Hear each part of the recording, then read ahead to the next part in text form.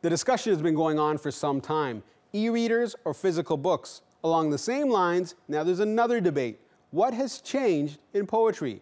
The digital world we live in has brought some changes to the ancient literary style of work. Let's dive right in. Today's fast-consuming world has been changing poetry too. Now poets don't have patrons or publishers, they have social media accounts. Twitter, Instagram, YouTube, Tumblr, and countless others are being used by aspiring poets and alike. They share their original works or use the platforms to discuss published poems. The most ancient form of literature looks very different today. So new questions arise. Like everything else in the 21st century, is poetry becoming digitalized too? Or are we not capable of writing words on a piece of paper anymore? Or are we simply not interested in anything else but the tiny blue screens in our hands? Over the years, contemporary art has definitely evolved into something more conceptual and obscure. And it looks like it has taken poetry with it. Graffiti can be regarded as a form of poetry. Hip-hop culture comes from telling stories in a rhymed way, like epics in the medieval times. Digital poetry rapidly becomes a genre on its own. Computer codes mixed with classical poetry are called code poetry. So now you can say that this is not poetry, or embrace the change and follow suit like thousands of others.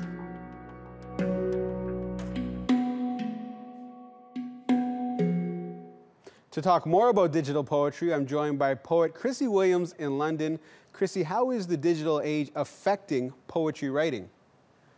Well, I suppose in one fundamental way you could say it's not really changing it at all, because you still have a poet alone composing a poem and trying to decide how they want to share that, if they want to share that with an audience.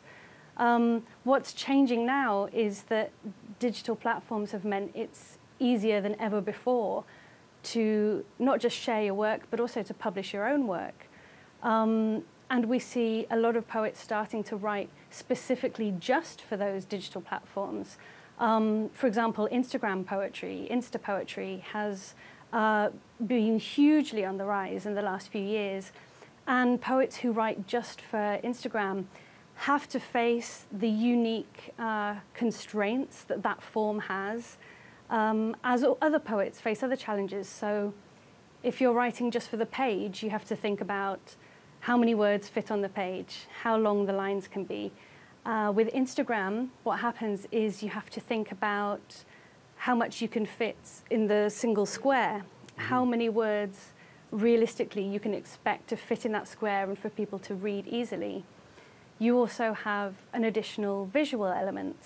It's often photographs or screenshots of work, so you're also adding visual flair and visual motifs in a way that often more conventional poetry hasn't had to think about. So do you find that these digital platforms like Instagram and other social media are the great equalizer when it comes to poets?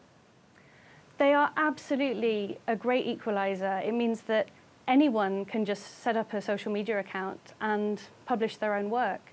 And it does away with the need for gatekeepers, which traditionally, in the UK, for example, gatekeepers have been book and magazine publishers and editors, and traditionally they have been white men who have tended to publish a lot of white men. So here what you find is that voices that have historically been marginalized can instantly be heard and connect with their audience.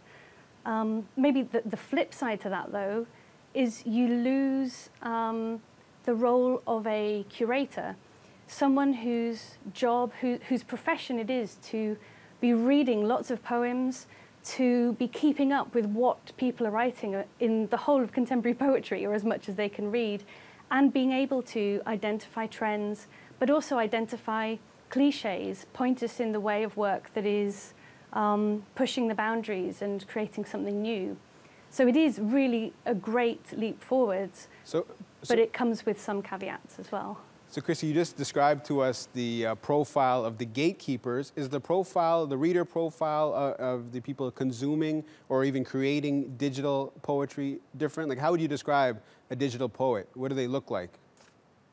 Well, again, I would say a digital poet looks exactly the same as a normal poet. These are people who are, you know, having the same experiences, encountering the same problems in daily life and wanting to find a way to communicate it to their audience. It's certainly true that with Insta poetry, that tends towards the younger end of the scale, and we see that a lot of the creators and a lot of the audience on Instagram are in the same kind of demographic together. So if you have like a young female creator, she will tend to have a young female fan base. That's a massive generalization, but that's what it tends towards. Well, it's a fascinating subject, but we're going to have to leave it there. Thank you for your time, Chrissy.